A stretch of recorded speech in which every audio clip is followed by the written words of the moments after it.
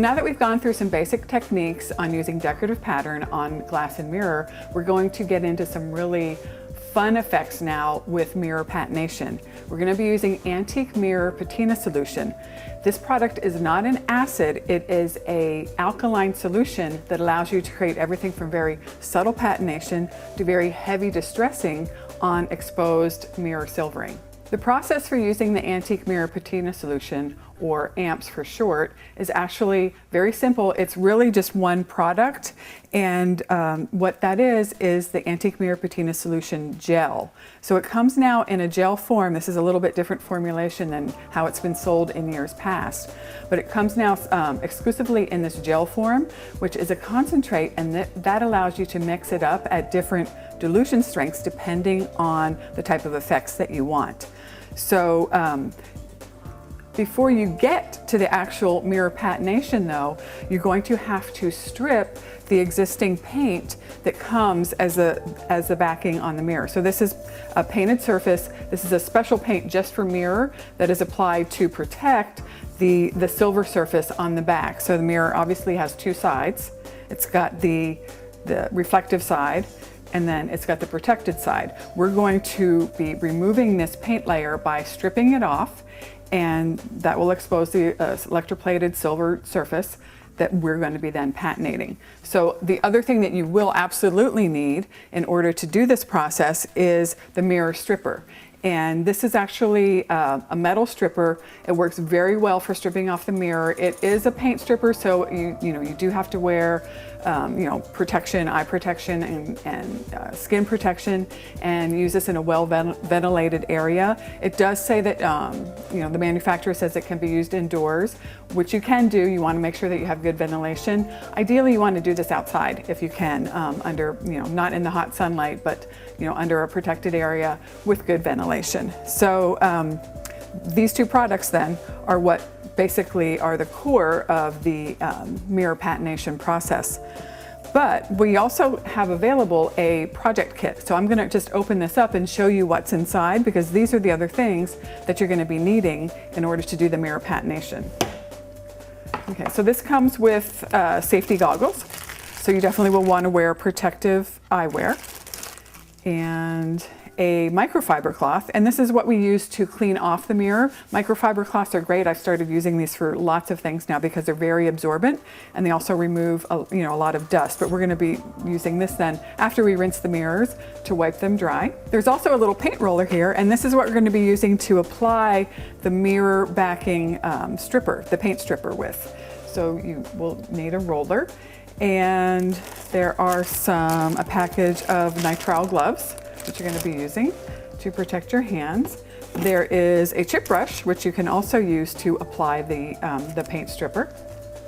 There is a container of the stripper and instructions, as well as a 4-ounce jar of the AMPS gel, and a funnel, and a mixing cup with the measuring increments on it.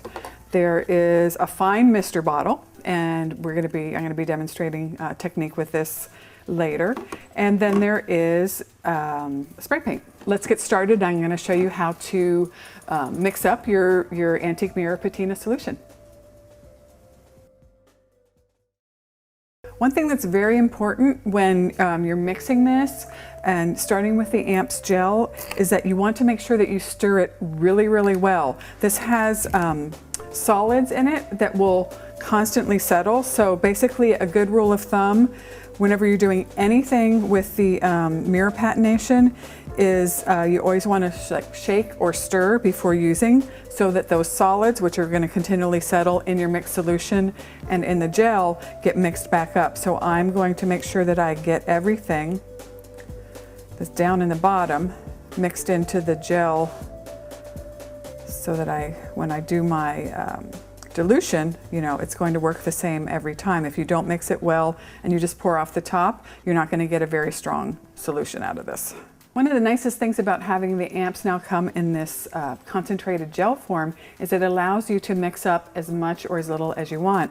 So you can just do, whenever you're getting ready to start a project, you don't need to mix up a large batch, you just can mix up small amounts at a time. Once mixed, your amp solution is going to be good for up to 6 months as long as you store it in a cool, dark place. Don't leave it exposed to light and heat, and you will be able to grab it at any time and use it with no problem. The nice thing though is if you want to have a heavier patination like we generally do when we're doing the pattern work, you can mix it up stronger.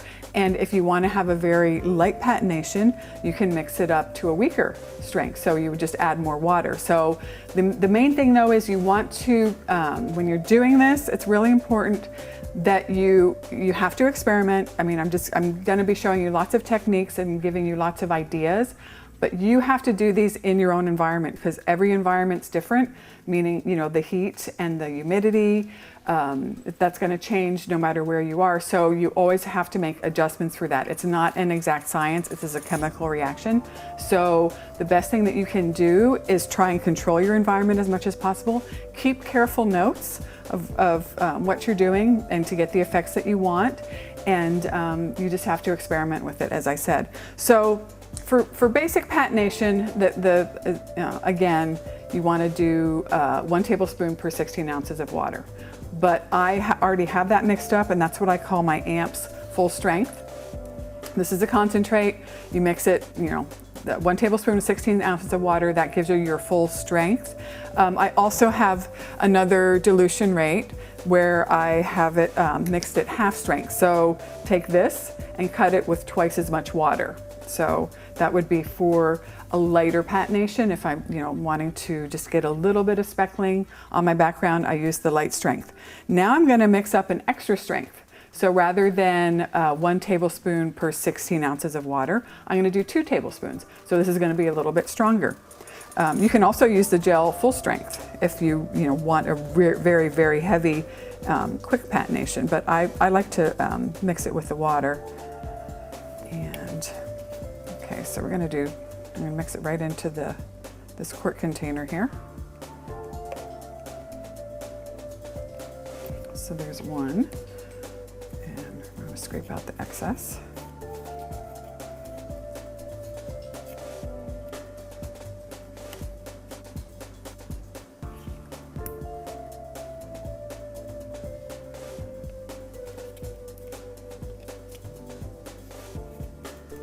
Now you want to mix this with warm water, not boiling water, just warm hot water from the tap.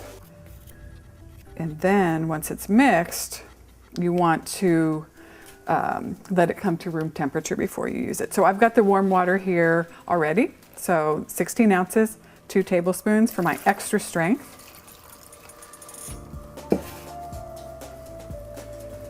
And then you just mix this until it's all dissolved in.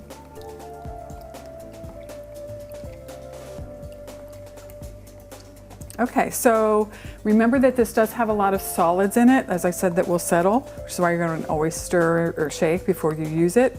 I put this into my spray bottle, which is, spray bottle is just the easiest way, to apply it and kind of control it. You can also pour it on, but most of the stuff that I do, I use a spray bottle.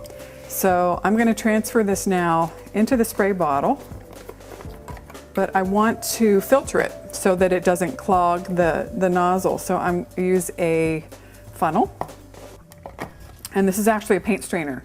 And you can see that I've used it already. You can see the solids that it collected. So you can use a paint strainer, fine mesh paint strainer, or I've used coffee filters in the past, or let's see, paper towels, if whatever I can grab that I can stick inside the funnel.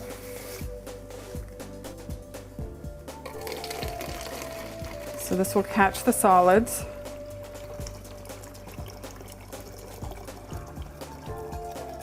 And hopefully make my spray nozzle last longer.